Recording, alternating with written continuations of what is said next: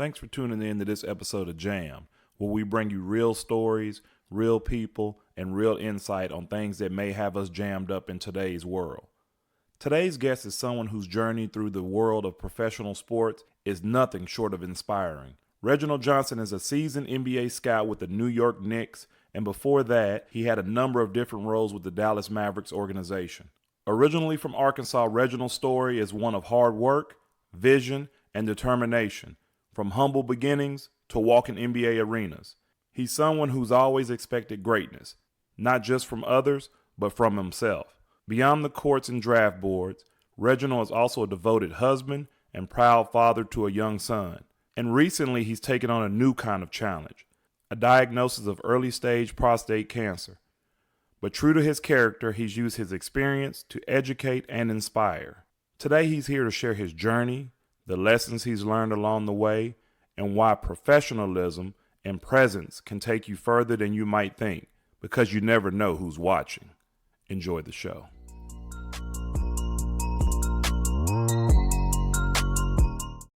Reggie, welcome to the show.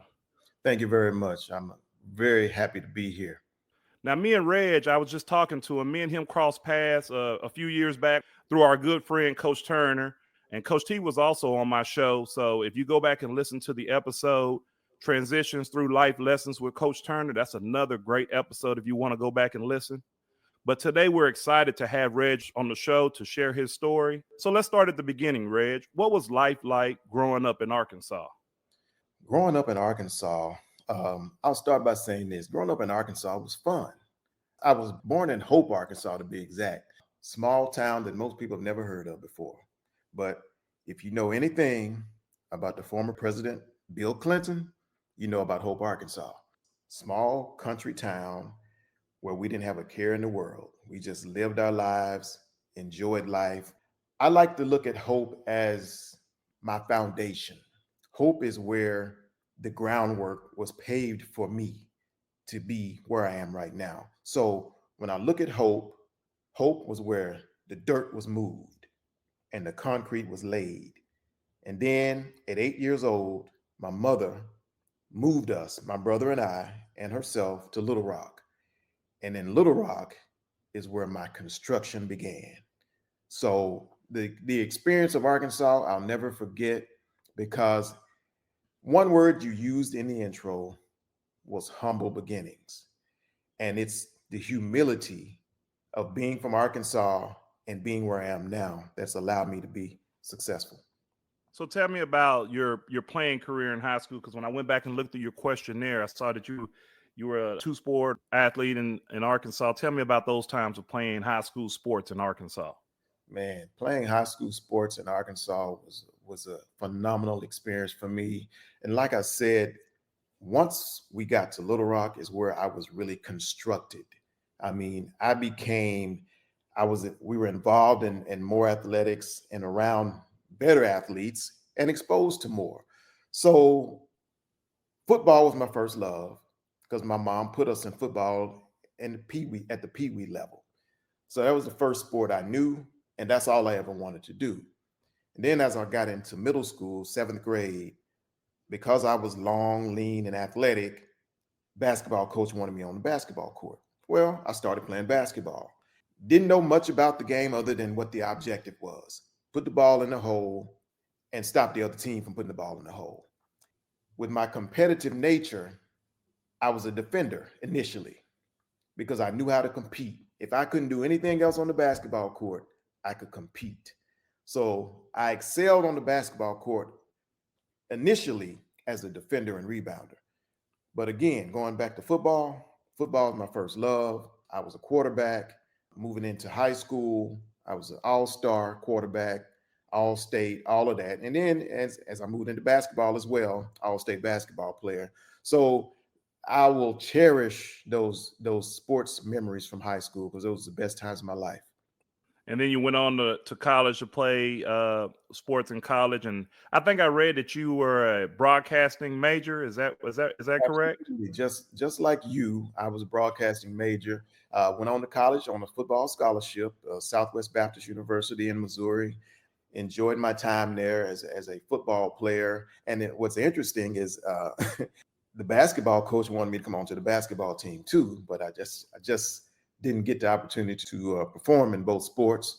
But thankful for the opportunity to play college football because it's all I ever wanted to do. That's all I ever wanted to do was get an opportunity, and I got the opportunity. And not only did I get a chance to play and start for 4 years, but I got my degree, which was the main focus. Now, I read something that you sent back in your questionnaire. It said that you've always expected to be great. Where did that belief come from?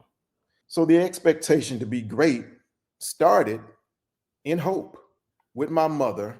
So my brother and I, my mother, we come from a single parent household, but my mother was tough on us. She was hard on us, but she started building high goals for us at a very young age. Never settle. She always wanted us to be better than our environment. She always emphasized education from the moment we were small kids all the way through high school and even through college.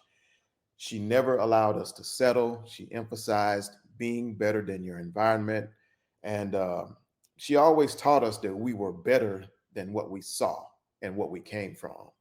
And to never blend in with your peers. And not that we were better than them, but to never blend in with the negativity that surrounded us. So she instilled greatness in us, and it was up to us to follow suit and move forward with the plan.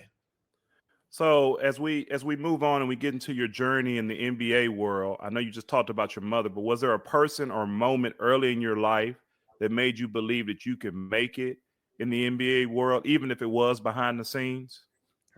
That's an interesting question because, to be honest, I never even thought about the NBA world as a young kid.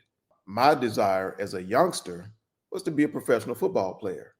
I never thought about the NBA at all, other than what I saw on television. Now, the motivation to be successful at any profession was laid because of my mom. Again, my mom, and then even in as I started getting going through middle school and high school, the coaches, the mentors that I had, they saw something in me that I didn't know I had. And they always told me, you're going to be special. You're going to be better than the guys around you. And not because of just my athleticism, but because of my character. And at that time, I never really understood it. I never understood it. But as I became an adult, all of it started to register. Now I know what they were talking about because at every level that I've been through in life, I've always been a little bit above everybody else. I've been the upper echelon of the athletes and the students and in the community, whether it be in the church or at school or whatever. But my foundation had a lot to do with that. I never thought about the NBA, never thought about it. You know, there's something to be said. I found it interesting that you said that there's something to be said about, belief being pumped into, especially a young individual, Mhm. especially when you see something in them. If you just pump that, belief into them that they could do something special, that could go a long way. And then they may not even realize it as a young age, but when they get in their adult life, they may see that. So I think that's important as adults, that's what we need to do for the children and the younger generation, pump some belief into them. So I think that's good. So as we talk the NBA, I know you said you didn't have that on your radar. That probably wasn't on your bingo card to end up where you are today in the NBA. But what was your first role in professional basketball, and how did you get that foot in the door? So my very first role in professional basketball was as a merchandising coordinator. As a merchandising coordinator, basically, man, I was working in the warehouse of the marketing department. Well, merchandising falls under the marketing umbrella. So I was in the warehouse. I was moving the boxes. I was receiving. I was shipping all the merchandise and paraphernalia that they sell in arenas during games. I was at the bottom of the barrel, but I worked hard. I didn't care about that. It was an opportunity to propel my career. And that began because an individual spotted me in Little Rock at a sporting goods store in a similar role in merchandising. And he was a sales rep. And I'll never forget the gentleman. This is over 30 years ago, 35, 30, 32 years ago to be exact. His name is Jim Wisner. I'll never forget Jim.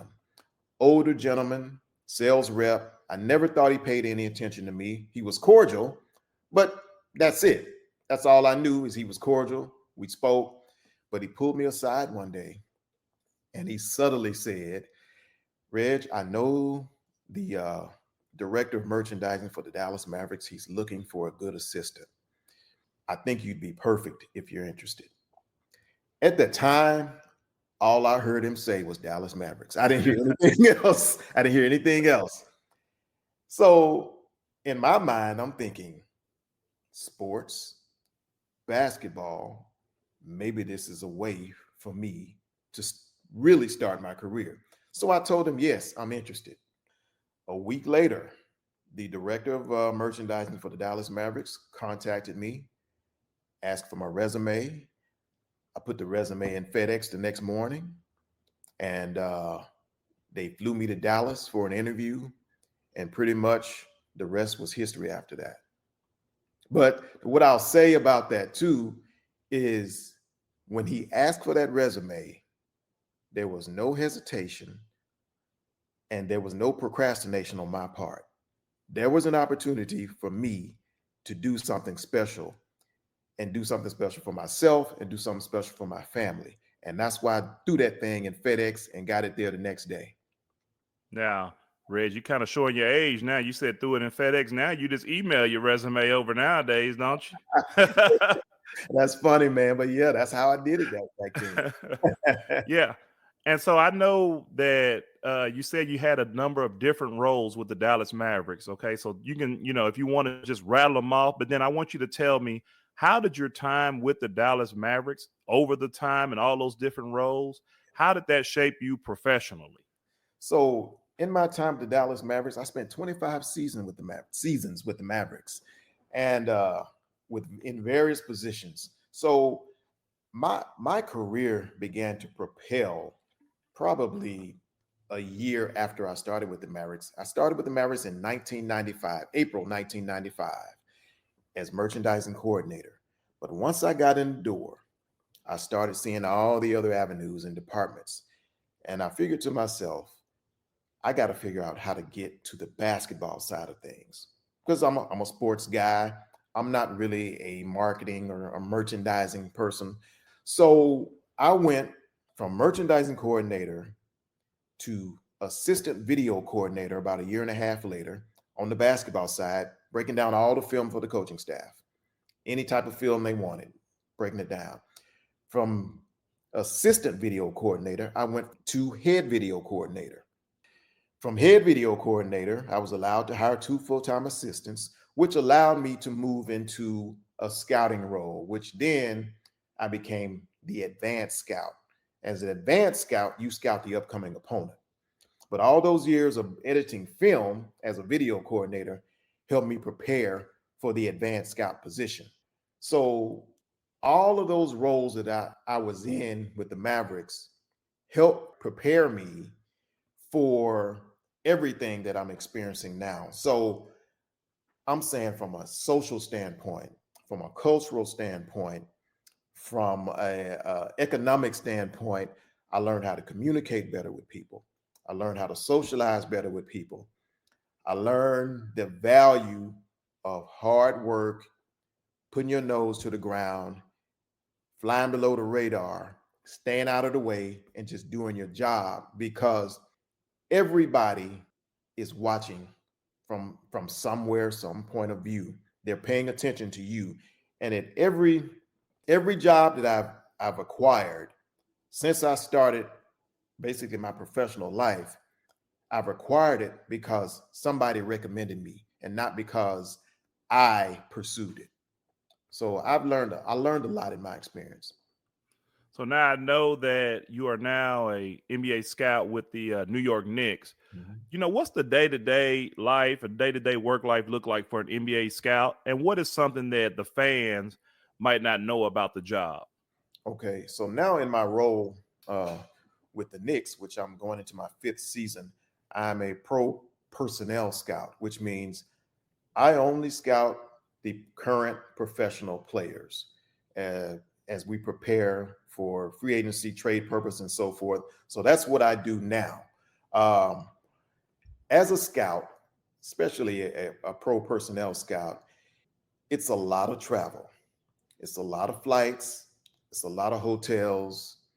It's a lot of work involved on the computer. But what a lot of fans don't realize is not only am I going to watch these games, I'm doing work. I'm not just sitting there eating popcorn and enjoying myself. There's a lot of background that goes involved in evaluating and looking for players. It's tough because there are some sleepless nights. Not only are you watching what they do on the court, you got to find out what they're doing off the court. So that involves gathering intel. So you got to make phone calls. You got to talk to people and you got to figure out, okay, what do these guys do in their spare time? Are they hard workers? Are they married? Do they have a girlfriend? Do they have families? How do they interact with each other? Are they good listeners? Are they good teammates? So there's a lot of details into trying to figure out how these guys move every day and how they fit into what you want on your team. Man, that's interesting because just the average fan might just think you go out there and you see if the guy can play ball or not, and we want him. If he's a good player, we want him. I Right. never even thought about all the extra stuff that you might have to do. Let's say picking up a guy in free agency. We, as the fans, see it as, oh, they went and got so and so because he's a good ball player, Mhm. or why didn't they get so and so? And who knows? There's reasons outside of being a good ball player to why he might not have been picked up. So that's an interesting take. So, in all of your years in the NBA realm, from all your positions, and you can even tell me just in scouting, or just a memory that you have from a moment in basketball. Is there something, a story that you'll never forget, something you saw? Well, there's a couple of things, man. I'll start with my transition from assistant video coordinator to head video coordinator. The way that shift happened was so subtle and smooth that it's just funny. I'll never forget the way it happened because I'm an assistant video coordinator and the GM walks into the video room and it's just me and him. I don't know what he's going to say because we haven't had any dialogue. We don't really have a relationship. So I'm thinking to myself, and at that time the GM was Don Nelson, the great Don Nelson. He walked in, he closes the door. I'm like, oh boy, is this it for me? Don sits down and he says, Reg, do you want to be the head video coordinator next season? I said, yes, sir. I'd love to. I said, and he said, well, I hear you've been doing a great job. Everybody around here likes you. Um, and I heard you've been doing all the work anyway. And I was shocked that he said it. I said, well, if you heard it, it's probably true. He said, well, just hold tight. You're going to be the head video coordinator next season. Don't say a word, and everything's going to work out for you. So that was a funny moment to me, just the whole way it went down, because the current season had not ended. The guy above me was still there, but he didn't know what's going to happen. So I had to hold on to that. And also because the guy above me never treated me very well, I was enjoying the moment. So I remember that. I'll never forget that moment. But my most memorable moment in my whole scouting career will have to be the moment we won the championship in 2011 with the Mavericks.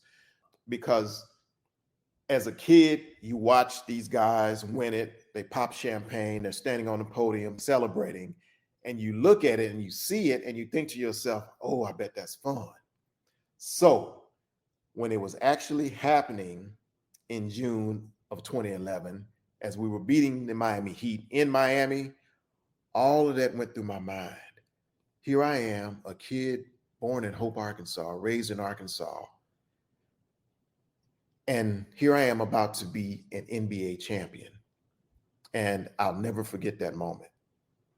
Yeah, that's interesting. And I think that's funny you brought up Don Nelson, because one memory I have, because my dad lives here in Dallas and I'm from the Austin area, but I used to come and stay with my dad for the summers. I was here the summer that they drafted Dirk, right? And I can just remember, because back then a lot of foreign players weren't really getting drafted like that. And I remember on the radio station how bad they talked about Don Nelson for drafting Dirk. Obviously, he knew what he was doing during that time, because Dirk ended up being a great player for the Mavericks. But that's one thing I'll never forget about when he got drafted, and how every radio station, I think even my dad has something to say about them drafting Dirk and not thinking he would pan out. But you just never know. And that kind of goes into my next question. What is the difference between evaluating talent and predicting success? So, evaluating talent, there is a difference between evaluating talent and predicting success, but I'll start with that second part. You can't really predict success. It's hard to predict it. Now, all everything has to come into place. Everything has to work together. Everybody has to work together. It almost has to be perfect for success to take place. Now, there are going to be a lot of people, experts, that say they can predict what a guy is going to be or how well a team is going to be. But I think it's very difficult to predict success, because you don't know, you don't always know the mental makeup of every player and every individual. You don't know how the coaching is going to pan out. There's a lot of factors involved. Now, in evaluating talent, it helps to know what you're looking for, what you need, what the player's niche is, or if you're evaluating a team, know what the culture of the team is. You need to know what the mental makeup, the identity of the team is what I'm trying to say. What is the team's identity? Are they physical? Are they fast? Do they like to run? Do they like to play the small ball? Do they like to play the big game? So, as far as evaluating an individual, what are the strengths and weaknesses? Does he shoot well? Does he rebound? Does he pass? So you can you can determine what the strengths are, but you can't determine how well that's going to translate down the line.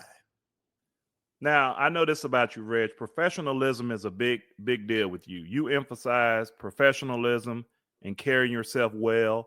Why is that message so important to you? Professionalism and carrying myself well is very important to me, because your name is your brand. How you carry yourself, how you present yourself to people is what's more important than the money you make, uh, the things you have, the cars you drive, the home you have. How you carry yourself, how you treat people, how you're received by people is what's most important. Because again, you're always being watched and you're always being evaluated too. No matter what you think, somebody's always got their eyes on you. Whether it's a kid or a coworker, your leader, your supervisor in your position, your neighbor, somebody next door to you, somebody in the community. Eyes are on you. And I'm not saying you have to be perfect, but how you carry yourself and present yourself can help propel you in a lot of ways, because it's really been the way that I've managed to make it through life. People paying attention to me and how I go about my day to day, how I grind, how I work, how I treat others. Like I said, I flow in stealth mode. I flow below the radar. But one thing about Reg that people know, Reg's gonna work. Reg is not gonna say a lot. He gonna stay out the way. He gonna tell you how he feel, but he's not gonna be too mouthy. So how you present yourself, how you carry yourself, how you treat people is a big part of life, and it's been a big part of my life, and one of the reasons why I've made it this far in life. So I know you mentioned this earlier about Don Nelson, but has there ever been another moment where someone surprised you by saying, I was watching you and it changed your path? That's a very good question. There's been several instances where, so let's go back to my video coordination days, my as assistant video coordinator. Like I mentioned, I wasn't necessarily treated right in that role, but there were so many people within the Mavericks organization who knew that also. And it was so bad for me in the beginning that I wanted to quit. And I didn't know what I was going to do, but I know that I didn't want to be treated that way because I'm a young guy. I'm 26, 27 years old, and I know that I deserve to be treated better. But there were people in the organization that I again didn't think paid any attention to me. They would come to me and say, "Reg, hang in there. Reg, don't quit. Reg, we know that you are better than what you are perceived to be. Reg, people like him don't last forever, and you will outlast him." So the more I got that encouragement and motivation, the more I started to believe I can do this. And sure enough, that person has not been in the league in probably 25, 26 years. And here I am still standing. Yeah. So, what advice would you give a young person that wants to start or get their foot in the door to work in sports, but they don't know where to start? What advice would you give them? So I'm often asked about how to get in the door or what can I do to get in professional sports. So the advice I always give is, first of all, try to determine what you like to do and what you want to do. And then from there are so many job opportunities in professional sports beyond playing because most athletes all think they have to play. Most young athletes, just like I was, they all think they're going to be professional players. The reality is, everybody cannot be a professional player, period. There's just not enough slots. And bottom line is, and this is not a discouraging statement, you're just not good enough. You're just not. But there's so many avenues and departments and jobs and careers in professional sports. So, what I would do and advise young people to do is jump online and look up careers in professional sports. Everybody's always on their phone and on computers. Why not use it constructively and look up careers in sports? Look those up and figure out what it is that you think you like, whether it be a sports broadcaster, whether it be a trainer, whether it be a scout. You can be an accountant for a professional sports team. You can be a public relations person. You can be a community relations person. There's so many jobs. There's people that take pictures. There's journalists. There's so many jobs in professional sports. So let's say you're a high school kid. Go to your high school coach and ask, "Coach, can I write a story on you?" Coach, if you want to be a trainer, get with the training staff or even watch the coach tape the athletes, whoever's taping the athletes, shadow them for a day or two, for a game or two. But you got to be able to communicate, ask questions. And if you're willing to ask questions and if you're nice about it, the adults there will lead you and help you do that. But you got to be able to communicate and ask questions about what it is you're interested in. Now let's transition to the work personal life balance here because I know you say you're busy, you're working all the time, but you're also a family man. You're a husband and a father. How does your family shape your perspective on your work? So family is very important to me. Family has always been important to me, but I work hard to provide for my family. I work hard because I know that my 7-year-old son is watching me. I work hard because I know where I came from, I know what I came from, and I am the example of my household.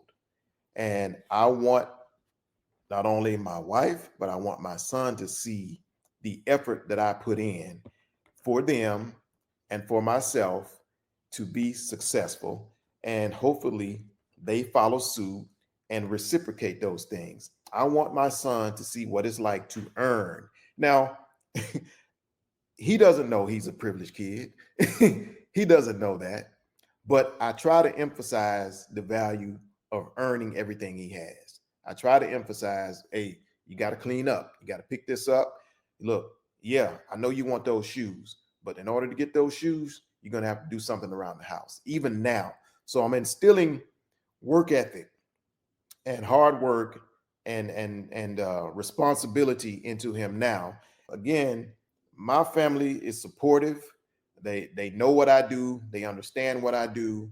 They have my back when I'm moving around a lot. Now, how do you manage the demands of travel and long hours while staying present for, your son and your wife? How do you manage those demands? So the scouting job is very demanding, and it can be difficult. It's very difficult if you don't have an understanding family or understanding mate. But what helps me is I put family first. So no matter what's going on with work, I'm always going to make sure that family's taken care of first. And whether it be my leader or my supervisor at work or somebody outside of home who's always asking for something or need me for something, I'm always going to let them know, look, let me run it by my family first. Let me make sure everything's at home is fine first. So typically I'm on the road a week and off a week. But even when I come home off the road, there's still work to do. But I make sure that I give my family my time so that they're not left out, and they know that I care about them more than I care about this job. Because honestly, in my time in this league, I've seen men lose their families because they put the game first. And I'm never going to be that person. What values are you trying to pass to your son? What values are you trying to pass on to him, especially as he's watching your journey? So, as a father and a leader of a young man, I'm trying to instill work ethic. I'm trying to instill organization. I'm trying to instill responsibility. I'm trying to instill the value and the appreciation of time and money. I'm trying to instill communication, all the things that help you in life. I'm trying to instill all of that in him because kids today, they're exposed to so much more than we were. And I may have mentioned before, my son, he's an only child. He's a privileged child. He doesn't know that he's privileged, but at the same time, I'm trying to let him know that he has to work for everything that he has. He's got to learn how to earn because everything is not going to be given. And sure, his grandparents are going to give him everything, Hmm.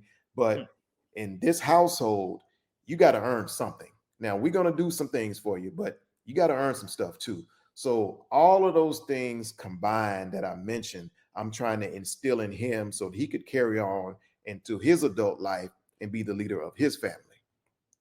Now, Reg, you were recently diagnosed with early stage prostate cancer. First, let me ask you, how are you feeling, and how has that experience changed you? Okay, so I'm actually glad you brought that up, and I appreciate you asking about it. And I don't mind talking about it. But I feel fine, man. I feel great. My body feels good. My energy level is good. So when I was first diagnosed with early stage prostate cancer, it was a bit of a shock, but I knew going into the appointment, the follow up appointment, that it was a possibility. So I prayed about it and I prayed for the right spirit to respond the right way. So, what has helped me is number one, I didn't panic when the doctor told me that you have prostate cancer. I did not panic. I listened, I took a deep breath, and I sat there and I told myself and I told him, I'm going to beat this and I'm going to get a second opinion. So, as I said, I feel good. I'm doing everything that I'm supposed to do and I've been recommended to do. I've sought second, third, and fourth opinions. And I've seen some of the best doctors in the area. I've seen a great doctor at MD Anderson who's been very beneficial to where I am right now. And um, what I'll say to every individual, man or woman, who's been diagnosed with any form of illness, don't panic. And every diagnosis is not a death sentence.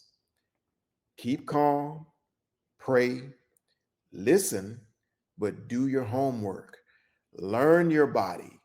Learn what needs to be done to make your body better. But it's not always a good idea to just jump into some radical form of treatment.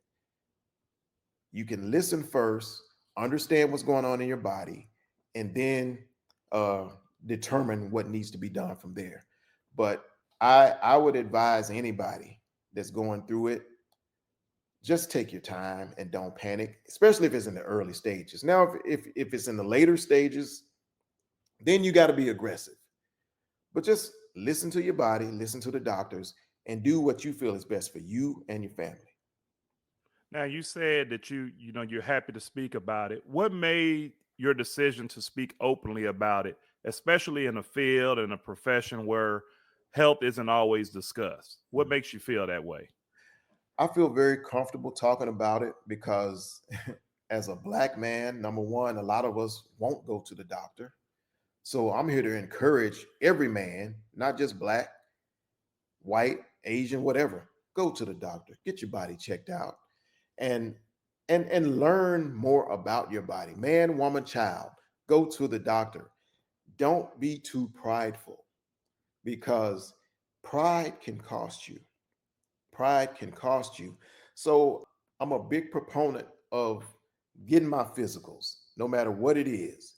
Doc, do what you got to do.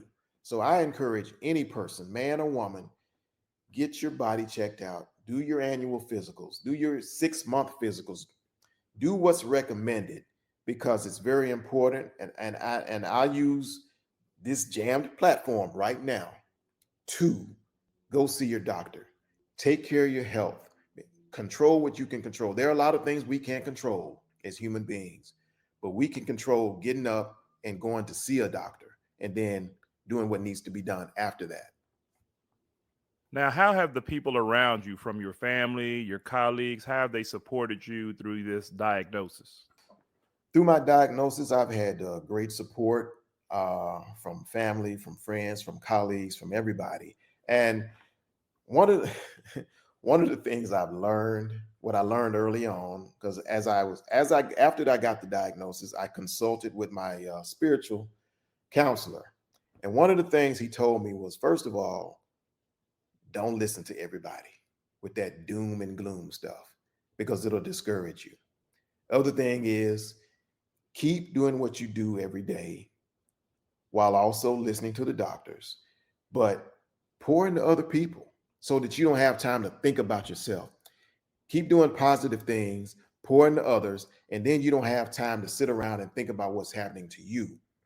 So, my support system has been great for me, whether it be family, friends, colleagues, for the prayers, the offers to help with, okay, do you need to go to the doctor? I can take you to the doctor.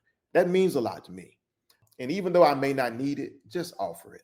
You know, my colleagues at work, look, don't worry about nothing. If you need to take off, we got you covered. Do what you need to do. And that made me feel good when I first announced it to them because everybody wants to hear support. Nobody wants to hear, well, you got this to do, you got that to do. Well, no, that's not the kind of place you want to work in. That's not the environment you want to work in because our health is first. Our families are first. The job comes second. All right, Reg, as we get ready to wrap things up, I got a few more questions for you. Normally on this platform, I ask some questions that they kind of get put on the spot, and some of them may have been on your questionnaire when I sent it to you. Can you tell us what books you have read that has changed your life the most? So I've read several books. I haven't read any recently, but I can go back to a T.D. Jakes book, and the title was He Motions. It was a book probably 20 years old. He Motions was a very instrumental book in my life because it talked about male emotions and that we have emotions too. And it talked about it helped me learn about how I can deal with my own emotions as being a man, being a black man in this society, how to deal with your personal life and your professional life. So all of those different things.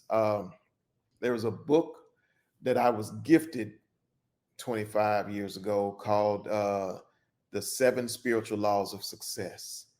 That one's that was very instrumental in my life as well. A daily devotion book by Jan Van Zant called Acts of Faith, a very encouraging book for me. That it's a daily devotion. But if you read it year after year after year, it's the same devotions, but you learn something each time you read those devotions. So that's just a few of the books that I've read.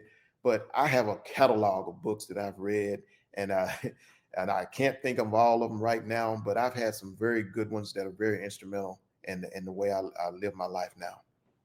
Now, as I was looking through that questionnaire, one that caught my eye, and it's something I guess me and you have in common. I want you to speak on this book just a little because sometimes men get a bad rap, or, I probably shouldn't say bad rap, but we get looked at differently. But the book is The Five Love Languages.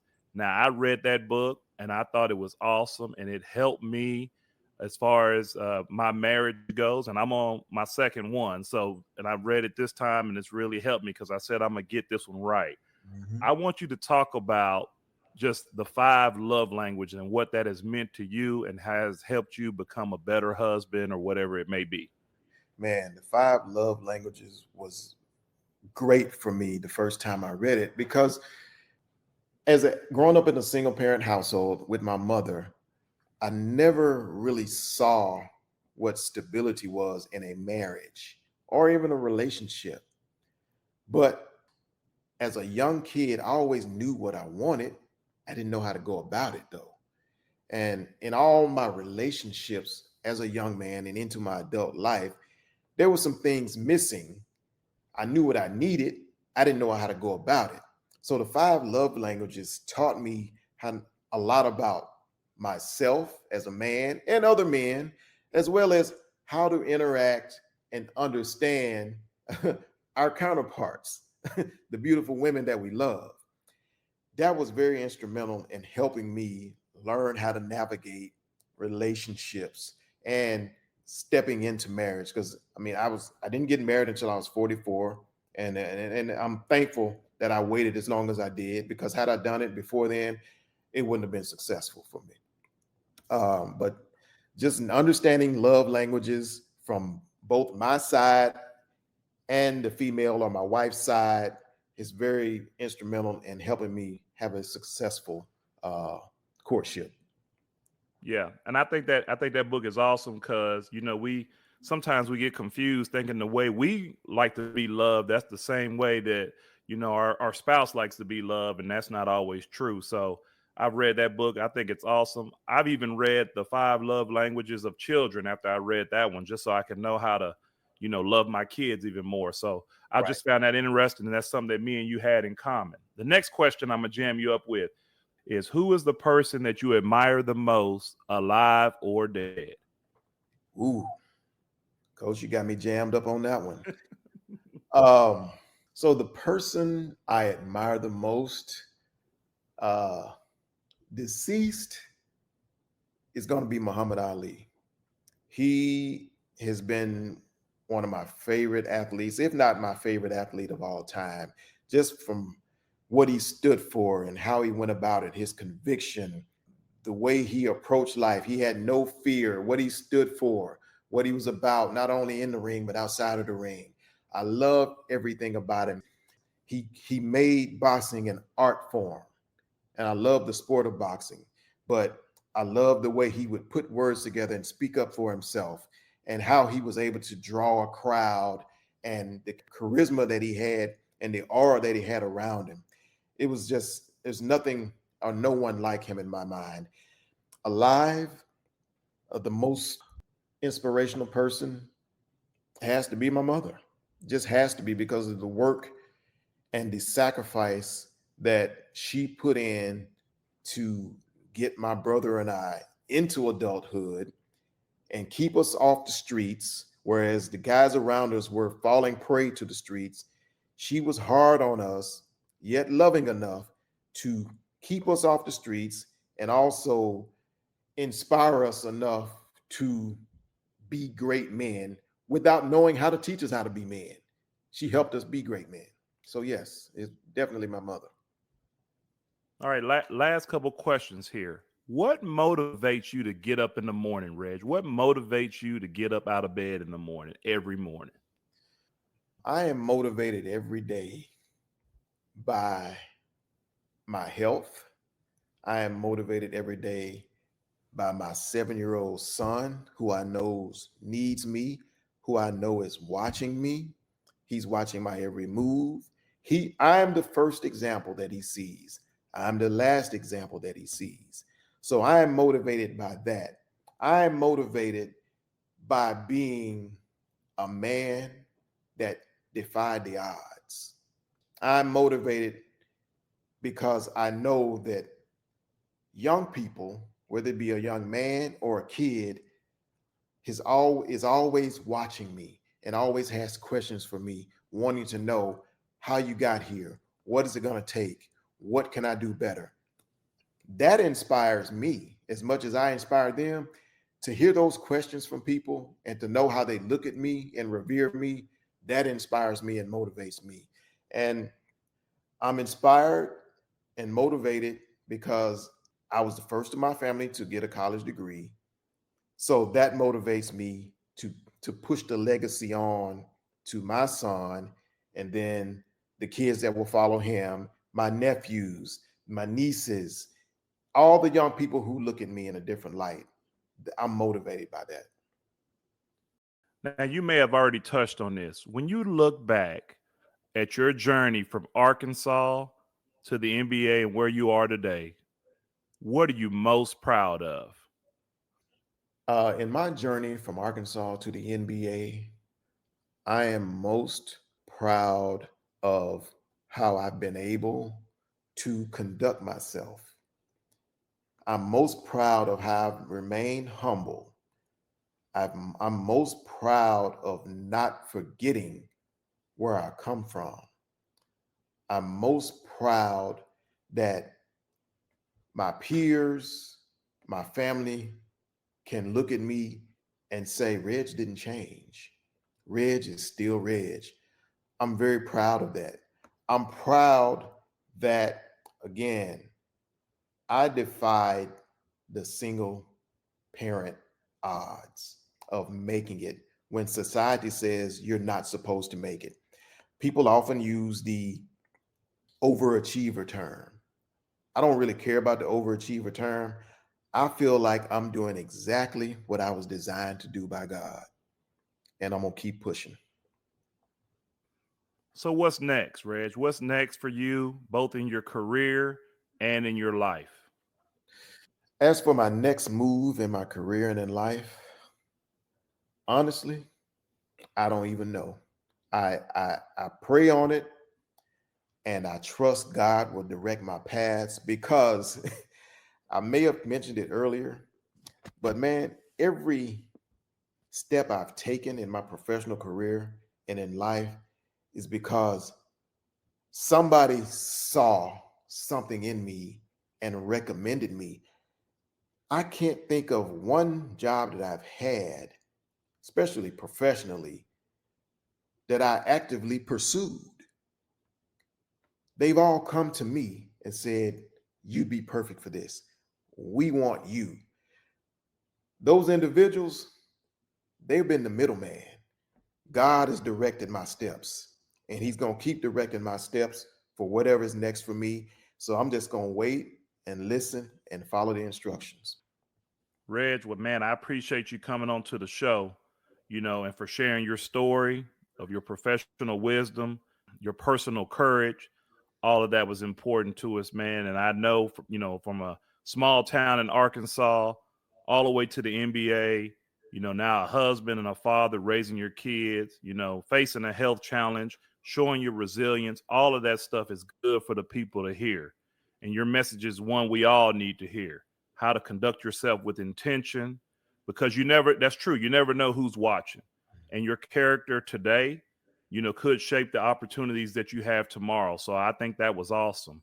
Any last words for the listeners as we get ready to wrap up the show? So as we close, I'd like to encourage everybody to listen. Don't be so quick to speak.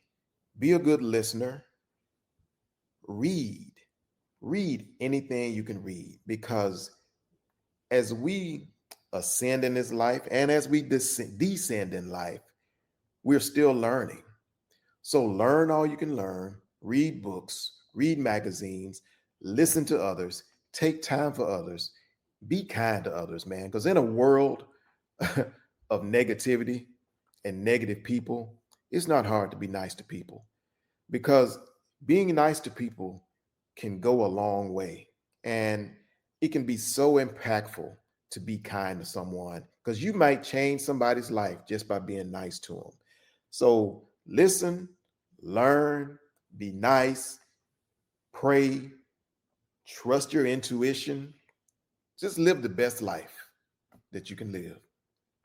Well, there you guys have it. Again, Reg, thanks for coming on to the show, man. I really appreciate it. Thank you very much. I'm so proud to be of the Jammed podcast, and very proud of what you're doing. Again, you heard them. Listen, learn, read, be kind, and live the best life that you can live. If not, you may be jammed. Thanks for listening.